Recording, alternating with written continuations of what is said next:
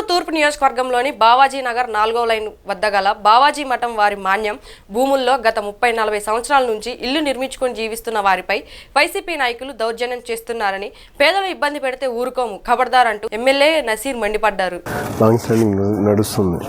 ఇప్పుడు జరిగేది ఏంటంటే ఇదంతా మీరు చెప్పినటువంటి డాక్యుమెంటేషన్, సివిల్ మ్యాటర్, మీకు మాకు ఎవరికి కూడా ఇన్వాల్వ్మెంట్ లేదు. వాళ్ళు కోర్టులో ఏదో వచ్చి తీసుకుంటారు.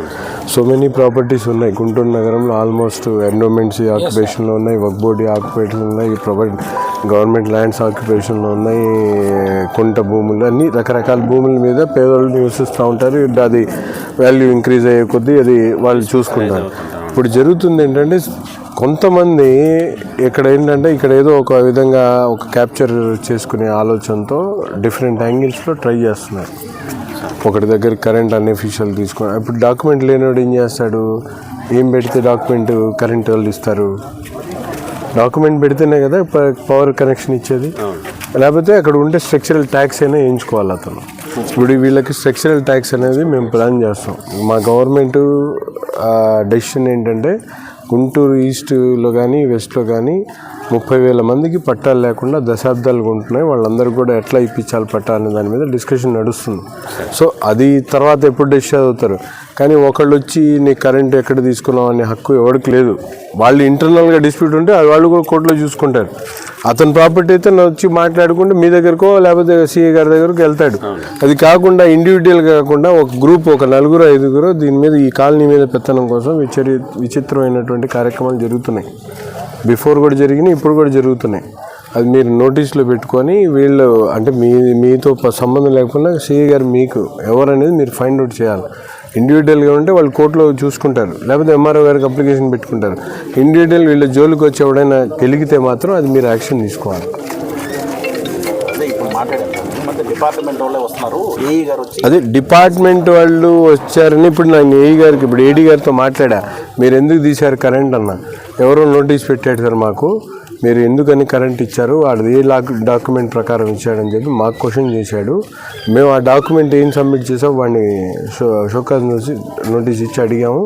అతను పర్ఫెక్ట్గా ఇది ఇవ్వలేకపోయాడు కాబట్టి అతన్ని కరెక్ట్ చేసాం అంటున్నారు వాళ్ళ ప్రొసీజర్ ప్రకారం.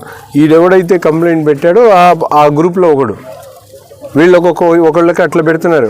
ఒకళ్ళేమో ప్లాన్ ఇల్లు కట్టుకునేటప్పుడు వచ్చి ప్లాన్ ఏదని కొట్టుకుంటున్నాడు, ఒకళ్ళకేమో ముందుకు వచ్చామని చెప్పి హెరాస్మెంట్ చేస్తున్నాడు, ఒకళ్ళేమో మీ ఇంటి దగ్గర పోల్ వేపిస్తానని చెప్పి ఆ దొంగ కార్పొరేటర్ని పట్టుకొని అర్థం చేస్తున్నాడు. ఇవంతా ఒక గ్రూప్ కలిసి ఇక్కడ ఏదో ఆజమాయిష్ కోసం ప్రయత్నిస్తున్నారు. సో వీళ్ళు లోకల్గా ఉండేటువంటి వాళ్ళు ఎవరి పని వాళ్ళు చేసుకుంటున్నారు, ఎవరి ల్యాండ్ వాళ్ళు కాపాడుకుంటారు, వాళ్ళ స్థాయిలో వాళ్ళు చేసుకుంటారు. ఎవరు డబ్బులు పెట్టి కొనకుండా వచ్చిన వాళ్ళు చాలా తక్కువ ఉంటారు. రాకూడదు అంటే లీగల్గా వచ్చి తీసుకోవచ్చు. కానీ వీళ్ళు ఈ ఎక్సర్సైజ్ చేసే వాళ్ళు ఎవరో 5-4 తెలుస్తుంది. అంటే ఇబ్బంది పెట్టాలంటే 5 స్టార్ హోటల్ కానీ ఇబ్బంది పెట్టచ్చు, సెట్ బ్యాక్ లేదనో లేకపోతే ఇంకోటనో. కానీ ఇదే ఎక్సర్సైజ్ చేస్తూ ఒక 5 తిరుగుతున్నారు. దాంట్లో మళ్ళీ కమ్యూనిటీ వైజ్గా తీసుకొని వస్తున్నారు. ఇది ఎస్టీలకి ఇస్తే మీరెట్ట ఉంటారని ముస్లిమ్స్ని, ఎస్టీల్లో మీరు హిందువులు వస్తే మీరెట్ట ఉంటారు, ఎస్టీ కాలనీ కదా ఇదని వాళ్ళని అమ్మేది వాళ్ళే సార్, మేము కొన్నామని మళ్ళీ ఇచ్చేస్తాం. అది అందుకని నేను ఇమ్మీడియట్గా ఏంటంటే ఇప్పుడు దీంట్లో ఇది ఇప్పుడు గతంలో కూడా జరిగింది. రోడ్లు వేసేస్తున్నారు, ట్రైన్లు కట్టారు, చేయాల్సిన ఫ్యాక్టరీస్ అన్నీ జరుగుతున్నాయి. పట్టాలు లేనన్న విషయం వేరు, చాలా కాలనీలు అట్లా అనుకుంటే. నేను అనేది ఎవడైతే రూపాయి పెట్టి కొని నాది అనుకొని ఉంటున్నాడో వాడికి మనం వాడు ఉంటాడు. అసలు అది ఎవరు దానికి న్యాయ నిర్ణేతలుగా మనం చెప్పాల్సిన పని లేదు. అది దానికి ఒక సిస్టమ్ ఉంది. పబ్లిక్కి ఆ డిస్టర్బెన్స్ ఉండమ్మా టెక్నిక్లో. పబ్లిక్కి ఒక గ్రూప్ వచ్చి డామినేట్ చేసే పరిస్థితి ఎక్కడ ఉండకూడదు.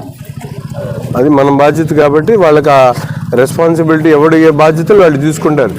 రిటైర్డ్ ఎంప్లాయీస్ కదా, వాడికి 100 కోట్లు ఉన్నాయి, ఈ 100 కోట్లు ఈ 10 కోట్లు వదిలేయమని చెప్పి మనం చెప్పడానికి మనకు హక్కు లేదు కదా. సో ఎవరు ఆ గ్రూప్ మీరు ఫైండ్ అవుట్ చేయాలా. ఇక్కడికి వచ్చి ఎవడైనా డిస్టర్బ్ చేస్తే మాత్రం ఉడకలేదు, కొట్టమని చెప్తారు వీళ్ళకి డైరెక్ట్గా. మీరు అది జాగ్రత్త ఎవరో చూడండి, మీకు తెలుసు ఎవరో, వాళ్ళని పిలిపించి జాగ్రత్త చెప్పండి, లేకపోతే ఎఫ్ఐఆర్ చేయించండి. వాళ్ళ జోలికి వస్తే ఏ విధంగా వచ్చినా కూడా ఇబ్బంది.